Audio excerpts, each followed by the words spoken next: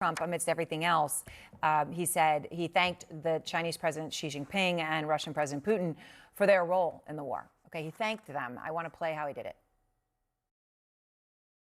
I want to thank China, President Xi. I was with him, and he stayed neutral, totally neutral, and I appreciate it.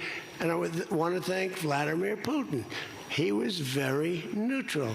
They could have made it much more difficult for us. There's been extensive reporting that shows that to be false.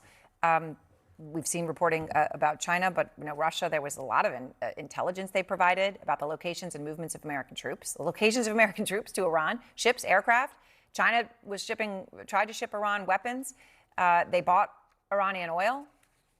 So what do you make of the fact that the president says they stayed neutral and thanks them? Yeah, I don't know that he's lying. I think that he just sleeps through meetings.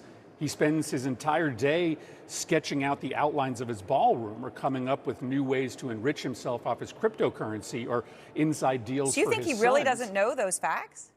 I think he probably doesn't know those facts. Listen, the president literally doesn't spend any part of his day working on things that are important to the American people. He literally sits working on his ballroom and his corruption schemes, and then he sleeps in between. So it could be true that the president doesn't know that Putin was giving Iran intelligence on where U.S. assets were in the region. He doesn't know that China was literally shipping the components of missiles to Iran during this war. Yeah, he lies about a lot of stuff, but it is also true that this guy is just not working on national security every day. He probably doesn't know 90% of the things that have been happening in the Middle East over the course of this disastrous 100 Days war.